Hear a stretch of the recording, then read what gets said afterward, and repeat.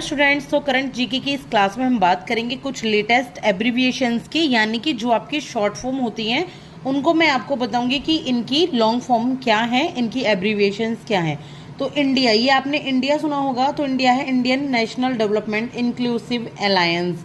ठीक है, एक ये समावेशी अलायंस है इंडियन नेशनल डेवलपमेंट के लिए, इंडिया के डेवलपमेंट के लिए। इसके बाद है सिडबी, तो सिडबी होता है small industries development bank of India.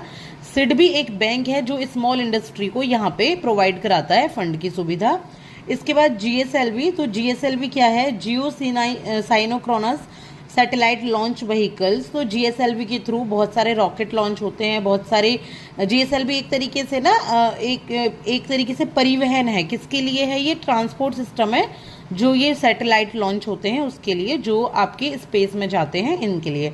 PSLV क्या है, पोलर सैटेलाइट लॉन्च व्हीकल है, यानी कि ध्रुवीय सैटेलाइट लॉन्च व्हीकल। ये भी जीएसएलवी की तरह होता है पीएसएलवी, ये भी एक तरीके से ट्रांसपोर्ट होता है आपके स्पेस में जाने के लिए। एड्स, एआईडीएस, एड्स यानी कि एक बीमारी है एड्स, जिसकी फुल फॉर्म होती है एक्वायर्ड इम्यून डेफिशिएंसी सिंड्रोम। ठीक है, जो इम्यूनी की डेफिशिएंसी हो जाती है शरीर में तो वो होती है एड्स। एक्वायर्ड मतलब पहले से नहीं होती जन्मजात, आपको यहाँ पे आके होती है, लाइफ में एक्वायर्ड की हुई है आपने।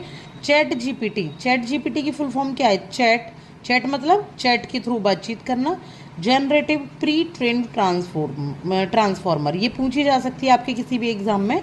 चैट जीपीटी की फुल फॉर्म है chat generative pre trained transformer, यानी कि पहले से किसी ट्रांसफॉर्मर को प्री ट्रेंड किया गया है, जनरेटिव है ये। ठीक है, किसी ने इसको बनाया है।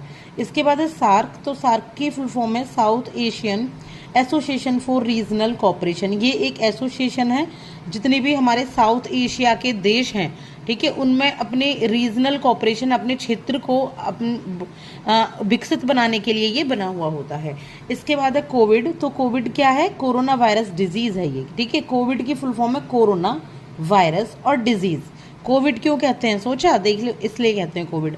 इसके बाद है कैब या सीए, सीए भी या सीए होता है सिटीजनशिप अमेंडमेंट बिल या एक्ट, जो आपकी नागरिकता में कुछ संशोधन होता है ना, ये वो वाला बिल होता है कि आप किसी देश के नागरिक किस तरीके से बनेंगे या कैसे नागरिकता आपसे हट जाएगी।